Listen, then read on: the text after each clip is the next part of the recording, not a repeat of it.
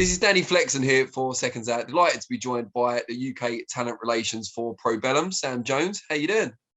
I'm good, Danny. How are you, mate? Long time. I'm very good, mate. I see the beard's coming on, very lustrous, very thick. Yes. Bringing it on. I did have it this long, not long ago, but I trimmed it down a little bit. But I think it's a winner, personally. Yeah, it suits you. I like it. I'm a fan. What else is new? What's developing? Probellum, when's the next show? What can we look forward to? Probellum, there's going to be some exciting news coming very soon in regards to Probellum. But as I say, we've got some fighters. We've just had a few good results in Leeds this week with Jack Bateson. We've got Pat McCormack fighting on Channel 5. They've got a huge viewership on that channel, so it's great exposure for Pat McCormack. So there's some good things in the pipeline, Danny. Great stuff. Now, the main reason for the call we talked about earlier offline, a fight that was first mooted maybe a month, well, not first mooted because people have been talking about it for years, but was first seriously considered about a month ago between Conor Benn and Chris Eubank Jr. Yeah. Eddie Hearn's dismissed it a number of times in recent weeks. And then something come out over the weekend. I think it was Gareth A. Davis on the radio saying that it's almost signed. And I know it's Gareth, in fairness, Gareth A. Davis also said that Joshua had re-signed with Sky. So I'm not joking. I like Gareth, but no. I've heard from good sources that it's a done deal. But listen, at the end of the day, Eddie, I'm sure wants to keep it like a big bang. And listen, for me personally, I know people might disagree with this. Apart from maybe AJ Fury in this country, you can't get a bigger fight than that, in my opinion. With the history that's involved with the fight, with the old men involved, the promotion, the ring, just everything about that fight I would ask Eddie for a freebie for that fight. But if he didn't give me a freebie, which I'm sure he would, but if he didn't, I would buy a ticket to watch that fight for sure. I think for kind of my generation and even yours, that link with the legendary dad sells it on its own. Sure. What do you think with the younger generation? Because they might not be as aware of the history, but how big of stars in this era are Conor Benn and Chris Eubank Jr.? I'll be honest with you. I think Chris Eubank's had a very good career. He's never won a world title, but he's had a very, very good career, Chris Eubank. But I wouldn't say he's a star. Do you understand what I mean? What I say, but how I view a star is might be different to how you view a star. Like when Eddie says Conor Benn's a superstar, I very much disagree. I think a superstar is someone that puts bums in seats. That's like if he went to his last fight in Manchester, the show didn't do very well. But I think that's maybe to do with the fact that the fans will get behind people like Conor and homegrown talent. Like they'll get behind them. But there comes a point where they won't be, not fooled, because that's the wrong word. Because listen, Conor's had no amateur experience, so he's done well, Conor, in his career. I mean, I've openly said I think he's got all the tools. He's got absolutely everything. He speaks loads of different languages. He's got the makings of a superstar. He has, but is he one? No chance. You're not a superstar beating a 40-year-old Chris Algieri, but he's got the makings of one.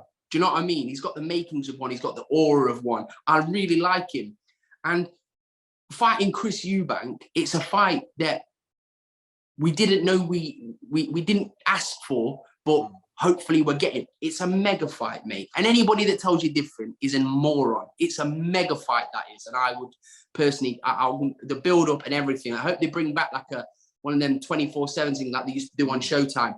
24/7. I want to see Chris in Brighton with his dad, with the old man with his sleeveless shirts on, chatting all kinds of waffle and whatever, what he brings to the table. Senior, he's a legend in his own right.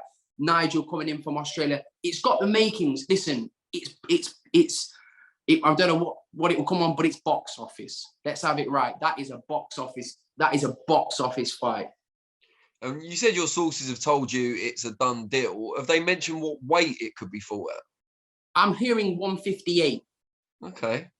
Who do you think that favours more? I mean, it's a long way up for Conor from where he's I don't know, but all I know is Chris Jr. is big. He's a big boy. Like Conor's not a massive welterweight, but he's not also, neither is he as a small welterweight. I've heard good things about Conor, like genuinely inspiring. I've heard he's been giving nightmares to bigger men. Like I've heard There's one thing from what we've seen of Conor. He is, I know he doesn't like hearing this, but because I don't know why, but I think it's a compliment. He's one of the most improved fighters, if not the most improved fighter, maybe in the world, let alone the country. He's done so well, but what we want to see, the last time he was in with a puncher was Peno, and we saw what happened. Do you know what I mean? Even though he was a kid then with like very, very limited experience, he still got. I thought he lost that fight personally against Peno. Very least, Peno deserved was a draw. Yeah. So, but obviously since then, we can only judge him on since then, and he's vastly improved. Like you can see he can go 12 rounds. He's done that with Probellum. He's done it at a ferocious pace. He's got the makings of a great fighter, but the British public will not accept, in my opinion, someone like Maurice Hooker in the next fight. Even though Maurice Hooker's a good fighter, Conor needs a super fight now. Like, unless you're going to fight Jaron Ennis, and people said, oh, if you were his manager, would you put him Jaron Ennis? Fuck no. Absolutely not. Absolutely not would I put him in with Jaron Ennis. But I'm talking I'm sitting here like you as a fan. I want to see him in a meaningful fight now. Keith Thurman. We know that's not going to happen. The PBC hate Eddie. So that's not going to happen. It's not going to happen. It's a great fight, but the fight that, I mean, look at the, honestly, it gets me so excited. I'm not even joking. It's like I'd have nothing to do with it, but it gets me so excited. Frank Smith's, his partner's Emily Eubank. Can you imagine that? The house, that you've got Conor Benn, who's like close to it. You've got Eubank Senior, Nigel Benn. Oh my Barry God. Hearn. Mate, Barry Hearn. It is. This would be, honestly, I can't, so I'd be gassed to watch the whole thing, the build up to the fight, everything. Crucially, will it be Ben versus Eubank Jr. or Eubank Jr. versus Ben? I would think it would be Ben versus Eubank, if I'm honest, because I think Eubank is 33. Is he 33 or 32? So. 32. He's kind of had 2 failed world title shot attempts, has he not? I think that's correct. I mean, like I say, he's had a great career, Chris, and I like Chris Jr. But Conor, with him being undefeated, I don't know. You'd presume it's going to be on DAZN. I would think it is. You would think it would be Ben Eubank, but really, I couldn't give a toss, Danny. As long as it's Ben Eubank, Ben, who cares? Let's just see the fight. It's going to be fantastic. And there's nothing to lose for Conor in this fight. In my opinion, it's a very smart move, because if Conor gets banjoed by Chris, he's too big for me. Do you understand what I mean? He's too big. He's too big for me. If Chris Eubank wins, it's like, he was too big for him. So in this fight, Chris Jr.'s got a lot more to lose than Conor, in my opinion. I think it's 1 failed world title shot without checking BoxRec. So he's lost to George Groves, and he's lost to Billy Joe. Wasn't for a world title though. Okay, so 1 failed British Commonwealth European. Great fight though it was. But the thing is with Chris Jr., you know you're going to get value in that fight because you've never seen him remotely hurt in a fight. He's got a tremendous chin like his old man. So this is where I think, like, do you know, if he was a bit chinny, if he's shown a bit of suspect around the whiskers, you'd think, fucking hell, Conor's got a real chance in this fight because he could chin him. He's not shown any vulnerability like that. He can show he can be outboxed, but he's never been shown where he can be bullied or hurt in a fight. You know what I mean? Like, Groves outboxed him comprehensively. Billy Joe did for 7-8 rounds, didn't he? And he kind of came back in that fight, if I remember correctly. But we know he's going to bring the heat for 12 rounds, Chris Jr. Conor Benn, if they meet in the middle, like what you'd expect them to do, oh my goodness me, you're going to get a fucking cracker, aren't you? So the key question then, assuming it does go ahead, who wins? See, I don't want to, because again, because I messaged Conor the other day, like he's saying, oh no, it's the Thurman fight. I was like, yeah, we'll see.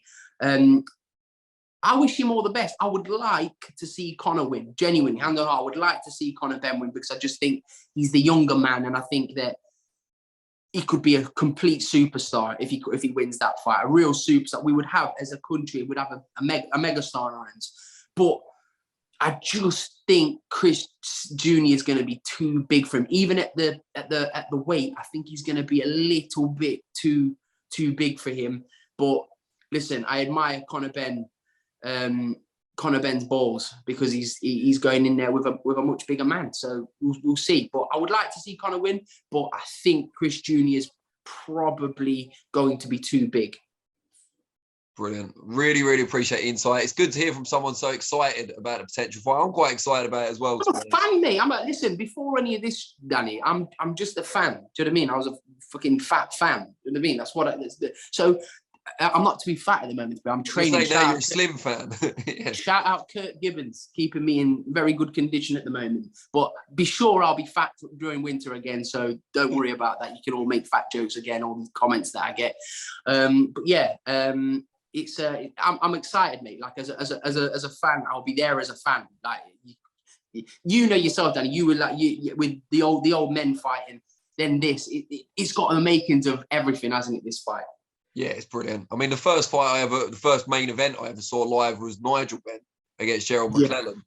Despite the tragic aftermath, I remember that fight. I remember that fight. My dad, not that going to through my teeth. My dad used to play squash, and I remember him saying, "Oh, we need to get back to this for this fight, McClellan against Benn." And I remember him walking. I remember that fight very, very clearly.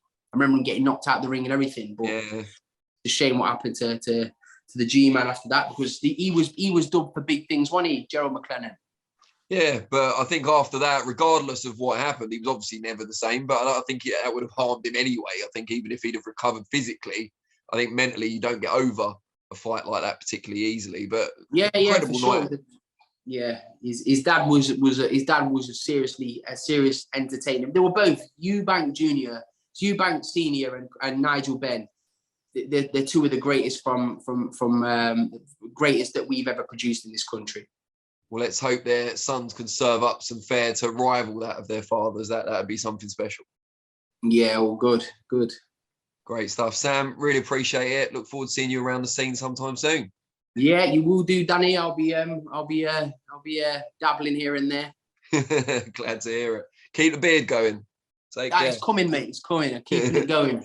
And all these people that say I put just for men in it, Danny, just to clarify, there are greys in there. We've zoomed in. I mean, it's pretty close there, and I can see a few greys peeking out. No just for men there. No. I'm 34 this year, Dan. I've got to have a few grey hairs somewhere, haven't I? Yeah, well, you haven't got as many as me yet, mate. So I think you're all right. Don't worry about it. It's all right, mate. I just can't afford baldness, because I've got the wrong. I've got like a pound coin head, so I can't really afford to go bald, if I'm honest. So I have to keep the hair by any means necessary. Well, people get hair transplants these days, so don't worry. I've had one.